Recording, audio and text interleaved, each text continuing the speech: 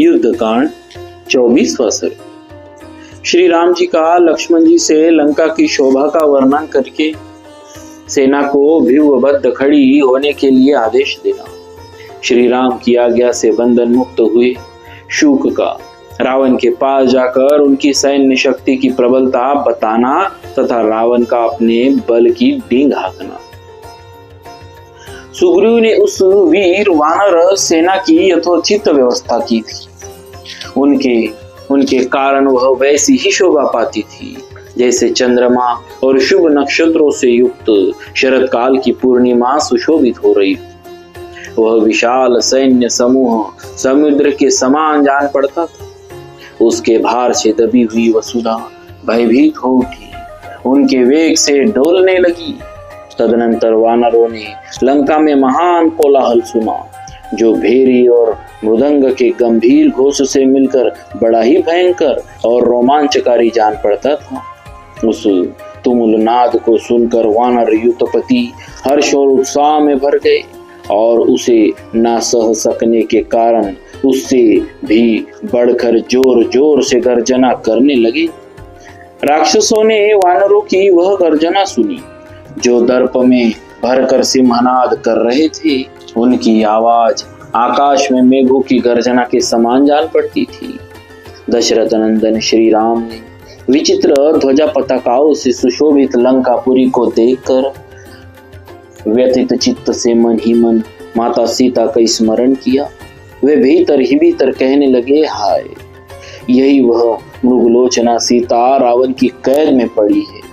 उसकी दशा मंगल ग्रह से आक्रांत हुई रोहिणी के समान हो रही। मन ही मन ऐसा कहकर वीर श्री राम गरम गरम लंबी सांस खींचकर लक्ष्मण की ओर देखते हुए अपने लिए समयानुकूल हितकर वचन बोले, लक्ष्मण, इस लंका की ओर तो देखो। यह अपनी ऊंचाई से आकाश में रेखा खींचती हुई सी जान पड़ती है।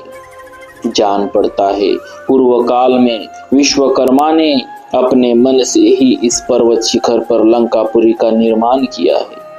पूर्व काल में यह पुरी अनेक सतमजले मकानों से भरी पुरी बनाई गई थी।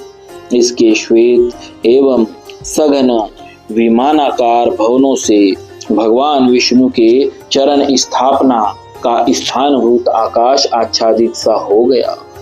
फूलों से भरे हुए चैत्ररथ वन के सदृश सुंदर काननों से लंकापुरी सुशोभित हो रही है। उन काननों में नाना प्रकार के पक्षी कलरव कर रहे तथा फलों और फूलों की प्राप्ति कराने के कारण वे बड़े सुंदर जान पड़ते।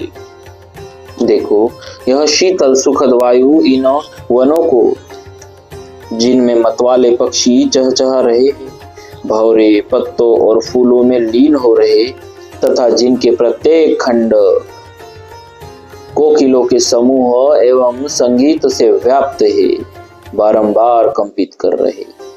दशरथ नंदन भगवान श्री राम ने लक्ष्मण से ऐसा कहा और युद्ध के शास्त्रीय नियमानुसार सेना का विभाग किया। उस समय श्री राम ने वानर सैनिकों को यह आदेश दिया, इस विशाल सेना में से अपनी सेना को साथ लेकर दुर्जय एवं पराक्रमी वीर अंगद नील के साथ वानर सेना के पुरुष व्यूह में हृदय के स्थान में स्थित हो।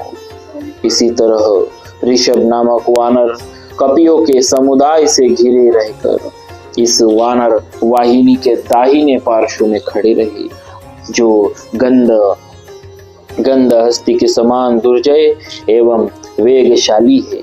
वे कपि श्रेष्ठ गंधमादन वानर वाहिनी के वाम पार्श्व में खड़े हुए। मैं लक्ष्मण के साथ सावधान रहकर इस व्यूह के मस्तक के स्थान में खड़ा हूँ।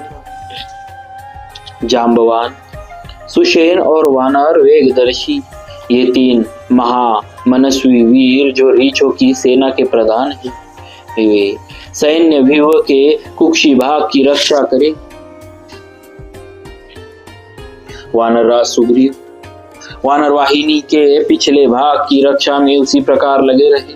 जैसे तेजस्वी वरुण इस जगत की पश्चिम दिशा की संरक्षण करते हैं, इस प्रकार सुंदरता से विभक्त हो विशाल व्यू में बद्ध हुई वह सेना, जिसकी बड़े बड़े वानर रक्षा करते हैं, मेघों से घिरे हुए आकाश के समान जान पड़ती। वानर लोग पर्वतों के शिखर और बड़े बड़े वृक्ष लेकर युद्ध के लिए लंका पर चढ़ाए। वे उस पुरी को पददलित करके धूल में मिला देना चाहते थे। सभी वानर युद्धपति ये ही मंसूबे बांधते थे कि हम लंका पर पर्वत शिखरों की वर्षा करें और लंका वासियों को मुक्कों से मार मार कर यमलोक पहुंचा दें। तदनंतर महातेजस्वी राम ने सुग्रीव से कहा, हम लोगों ने अपनी सेनाओं को सुंदर ढंग से विभक्त करके उन्हें व्यूहबद्ध कर दिया, अतः अब इस शुक को छोड़ दिया जाए। श्री रामचंद्र जी का यह वचन सुनकर महाबली वानरराज ने उनके आदेश से रावण दूत शुक को बंधन मुक्त करा दिया। श्री रामचंद्र जी की आज्ञा से छुटकारा पाकर वानरों से पीड़ित होने के कारण अत्यंत भयभीत हुआ शुक राक्षस राज के पास गया। उस समय रावण ने हंसते हुए से ही शुक से कहा, ये तुम्हारी दोनों पांखें बांध क्यों दी गई है? इससे तुम इस तरह दिखाई देते हो मानो तुम्हारे पंख नोच लिए गए हो। कहीं तुम उन चंचल चित्त वाले वानरों के चंगुल में तो नहीं फंस गए थे?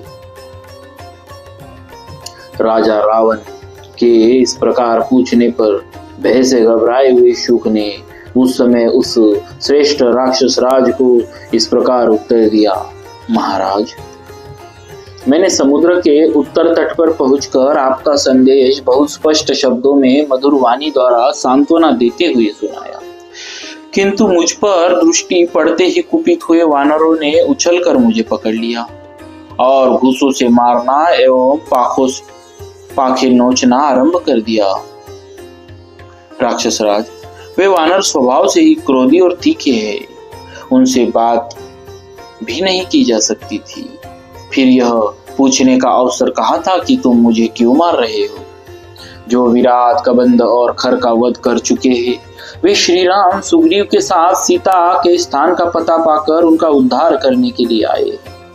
वे रघुनाथ जी समुद्र पर पुल बांध लवण सागर को पार करके राक्षसों को तिनकों के समान समझकर धनुष हाथ में लिए यहाँ पास ही खड़े हैं।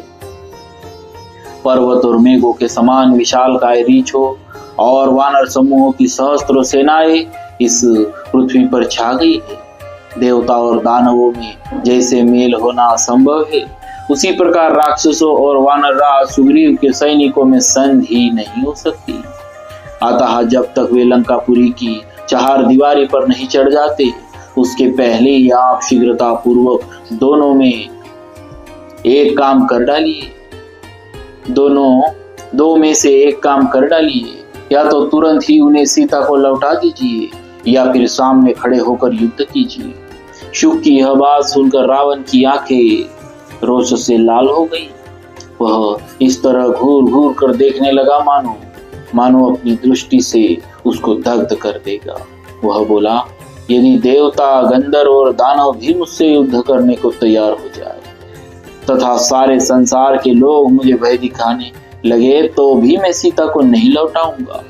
जैसे मतवाले भ्रमर वसंत ऋतु में फूलों से भरे हुए वृक्ष पर टूट पड़ते हैं, उसी प्रकार मेरे बाण कब उस रघुवंशी पर धावा करेंगे? वह अवसर कब आएगा जब मेरे धनुष से छूटे हुए तेजस्वी बाणों द्वारा घायल होकर श्री राम का शरीर लहूलुहान हो जाएगा और जैसे जलती हुई लुकारी से लोग हाथी को जलाते हैं, उसी तरह मैं उन बाणों से राम को दग्ध कर डालूंगा। जैसे सूर्य अपने उदय के साथ ही समस्त नक्षत्रों की प्रभा हर लेते हैं, उसी प्रकार मैं विशाल सेना के साथ रणभूमि में खड़ा हो राम की समस्त वानर सेना को आत्मसात कर लूंगा। दशरथ कुमार श्री राम ने अभी समर भूमि में समुद्र के समान, मेरे वेग और वायु के समान मेरे बल का अनुभव नहीं किया है, इसीलिए वह मेरे साथ युद्ध करना चाहता है। मेरे तरकस में सोए हुए बाण विषधर सर्पों के समान भयंकर है। राम ने संग्राम में उन बाणों को देखा नहीं है, इसीलिए वह मुझसे जूझना चाहता है। पहले कभी युद्ध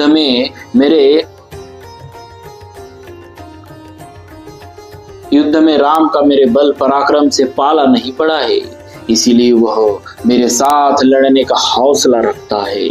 मेरा धनुष एक सुंदर वीणा है जो बाणों के कानों से बजाई जाती है, जो बाणों के कोनों से बजाई जाती है। उसकी प्रत्यंचा से जो टंकार ध्वनि उठती है वही उसकी भयंकर स्वर लहरी है। आर्तों की चित्कार और पुकार भी उस पर उच्च स्वर से गाया जाने वाला गीत है। नाराजों को छोड़ते समय जो चट चट शब्द होता है वही मानो हथेली पर दिया जाने वाला ताल है। बहती हुई नदी के समान जो शत्रुओं की वाहिनी है वही मानो उस संगीत उत्सव के लिए विशाल रंगभूमि है।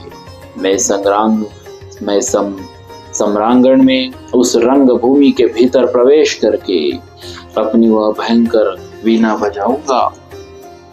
यदि महासमर में सहस्त्र नेत्रधारी इंद्र अथवा साक्षात वरुण या स्वयं यमराज अथवा मेरे बड़े भाई कुबेर ही आ जाए